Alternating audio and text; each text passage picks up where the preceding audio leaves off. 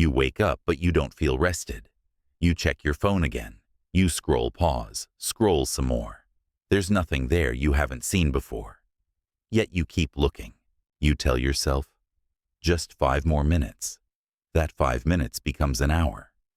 That hour becomes guilt. You skip breakfast. You cancel the gym.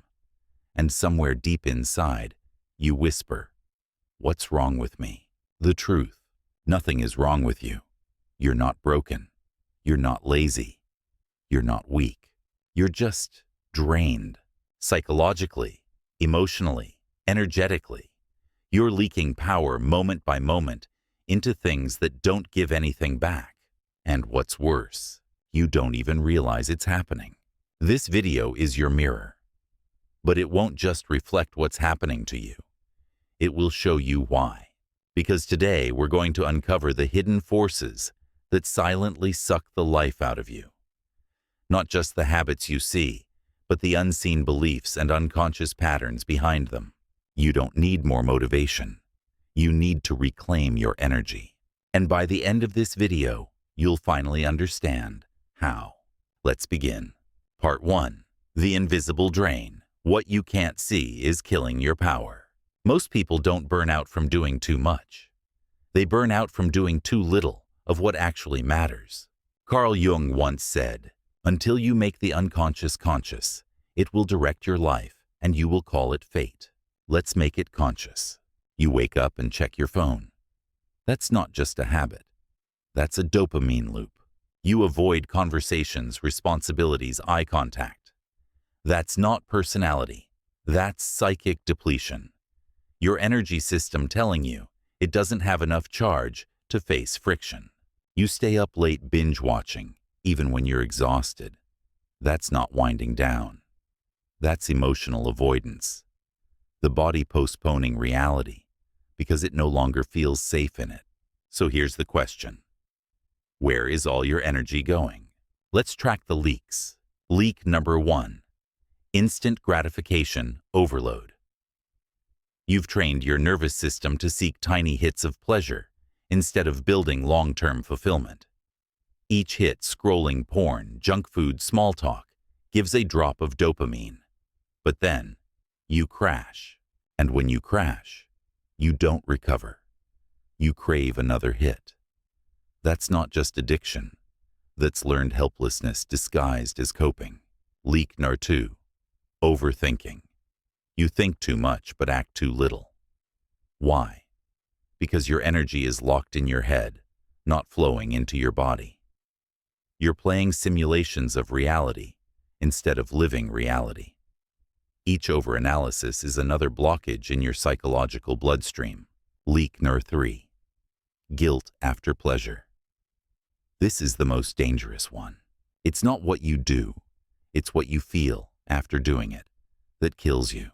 You watch porn, and then you feel worthless. You sleep in, and then you feel like a failure.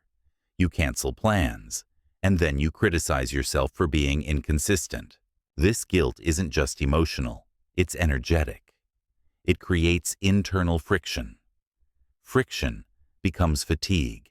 Fatigue becomes shame. And shame makes you leak even more energy in self-defense mechanisms. You're not just tired. You're trapped. Part 2. The Jungian frame energy shadow and the lost self. Now let's bring in Carl Jung. In Jungian psychology, your libido is not just sexual energy, it's your life force. Your power to dream, to move, to create. When that energy is misdirected, it gets fragmented. Jung called this the dissociation of the psyche. You become many parts of yourself, and none of them strong. You are no longer one whole person moving in one clear direction. You are a man of contradictions. You crave intimacy but avoid vulnerability. You want discipline but chase escape. You want respect but settle for validation. Why? Because your shadow self, the part of you you avoid, is running the show. You've exiled the very parts of you that carry your power, your aggression, your desire, your hunger to win, to dominate, to protect, to conquer. You've been told these are bad, so you suppress them. And now, you've replaced real power with performative politeness. The truth is, you don't need more motivation. You need integration.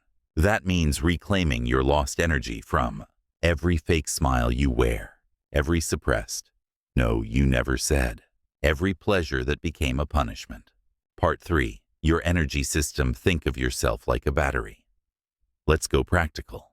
Imagine you have 100 units of energy every day. Where do they go? Activity. Energy cost.